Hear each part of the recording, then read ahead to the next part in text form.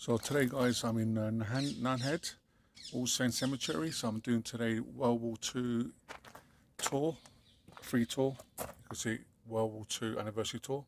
So I'm doing it in a minute. So this is the Nunhead Cemetery. So today's going to be a free tour. I just paid £2 for be a member of this beautiful cemetery, the best cemetery for me in London. So welcome to Nunhead Cemetery, All Saints Cemetery. Soon will be the War II anniversary, so we're going to see the guys will come soon. We're starting here at 2 o'clock today, so let's wait for the guy to come, the tour guide. Thank you for watching. Press the like button, subscribe to my channel, Nunhead, London, South London, UK. Cheers. And we'll talk about a number of the men and women who fought in the Second World War. Okay. Weren't necessarily killed abroad.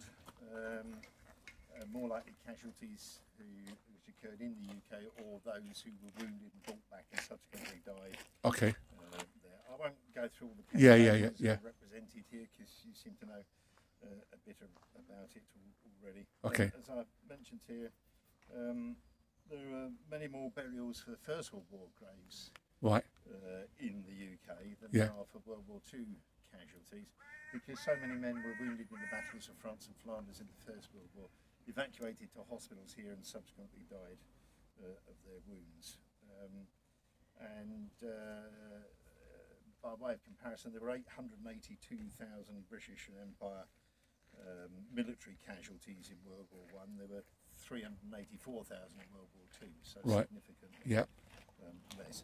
Having said that, the civilian casualties in World War I were about 17,000, but the civilian casualties in World War II were about 67,000. Jeremy's going to say more about the civilian casualties. Okay. I forgot to do the health. Well, what's your name? What's your name? Jeff. Jeff. Yeah, and your name? Jeremy. Okay, nice to meet you guys. Hi. So I forgot to do the health and safety. Okay. Here, so it's going to take about best part of 2 hours to get round. Okay. We finish back here at the publications desk. Yeah. Toilet facilities are available there. We'll be on main paths. Yeah. Okay. Time. Yeah. We won't be delving in too far into okay. growth. No mosquitoes biting, no. I hope not. No. It might be something else, but you know. Yeah. We have got basic first aid facilities in there, but we've never need to use them before. Okay. Anything serious happens. Okay. If you've got any comments or questions as we walk around, please feel free to was this bombed by the Germans? I know the other one was bombed. What's it called? We'll come to that. Okay. So I will say sometimes. But hang on a bit more. All right. Okay. Okay. So that's basically the introductory bits.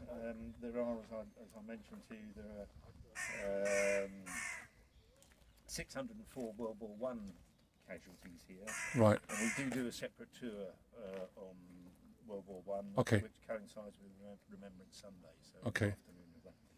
But there are 113 World War II burials here. Okay. So we'll go and have a let's go and have a look at the first one. Okay. Over here.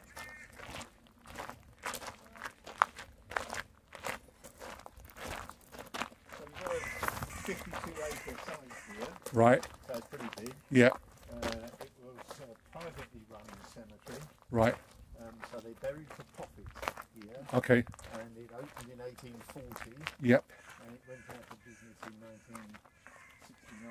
Right. So it's been going for quite a long time. Yep. After it went out of business in 1969, it was basically abandoned. Right. Nature took over. There was a fair bit of vandalism. Right. That went on here. That was acquired by Southwark Borough Council in 1975. Okay. And they've been operating the cemetery ever since. There is a certain amount of the cemetery over that side, which we'll walk through as well. Right. Which is being cleared and used for new burials. Okay. But that wasn't really what local people wanted to see. So in 1981, the Friends of Nunhead Cemetery was formed. Right. And we proposed different ways of managing and conserving the cemetery, which we've been doing since Albert Williams. Okay. And to get to his grave, we're just going to go a little way through here. Okay. So be careful how you go. Okay. Why you don't catch her. As we pass by this grave here, is actually Peter Marsh, who charged with the Light Brigade in the Crimean War. Really? Okay. Should we go, mate? Oh, okay, thank you. Oh, no, that's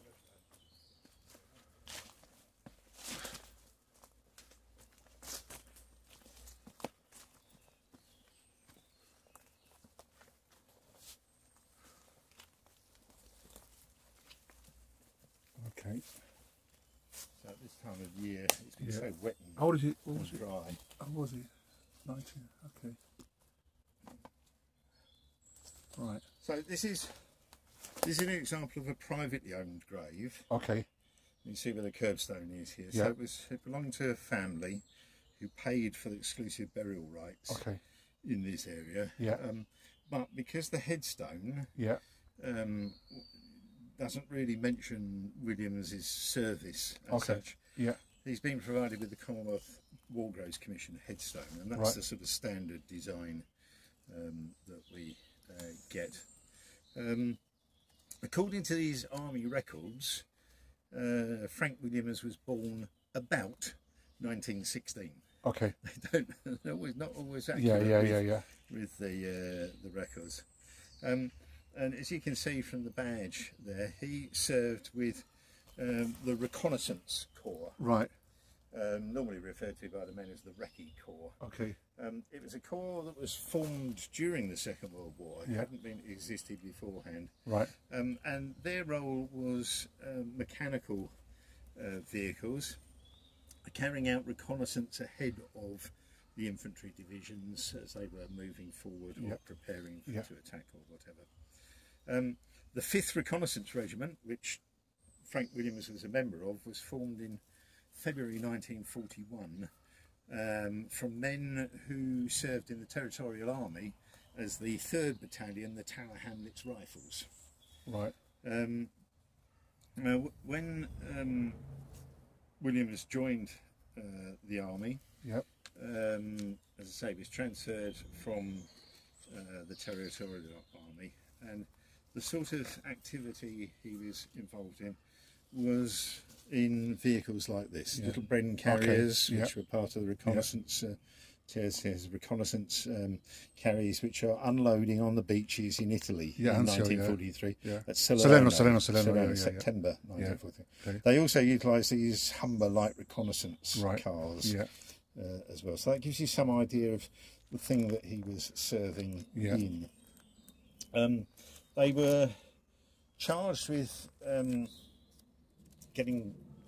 Well, let's do this bit. Okay. They were charged with getting information in battle for the infantry division. Right. So they were probing ahead, well ahead of the main advance of the army, or on the flanks of the main army. The training centre for the Recce Corps was set up in Winchester in February 1941, and it's likely that Williams was based there until it moved to Catterick in Yorkshire. Right. So they were also required to take an IQ test, which wasn't the case for the infantry. Infantry, you know, as long as you can move, that'll do. You know, basically fit. But for the more specialised units, like the Reconnaissance Corps, you took an IQ test and other physical tests before being accepted. And if you failed that, you ended up in an infantry battalion. Right. So there's quite a bit of kudos associated with being a trooper in the Recce Corps. Yeah. They undertook a 5-week training course with technical units, and that decided what role they had, whether they were going to be a driver, a wireless operator, or a mechanic.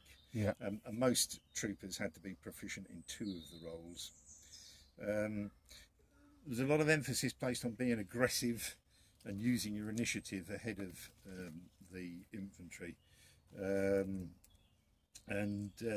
As a result of that, they had a very proud, a great deal of pride in their role in the Reconnaissance Corps, as being, you know, cut above other regiments, with the possible exception of the parachute regiment.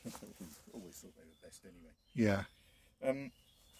So the 5th Battalion would have been organised with a headquarters squadron, which included anti-tank guns, signals and mortar troops, and 3 reconnaissance squadrons. Each reconnaissance squadron, and Williams was in one of those, comprised 3 scout troops and an assault troop. So the scouts were going out looking for routes for the infantry to follow where the enemy were, etc. And an assault troop were needed in case they ran into fire from the opposition, whatever. And as I say, they were basically using these Bren carriers, which you see here, or the Humber light reconnaissance cars.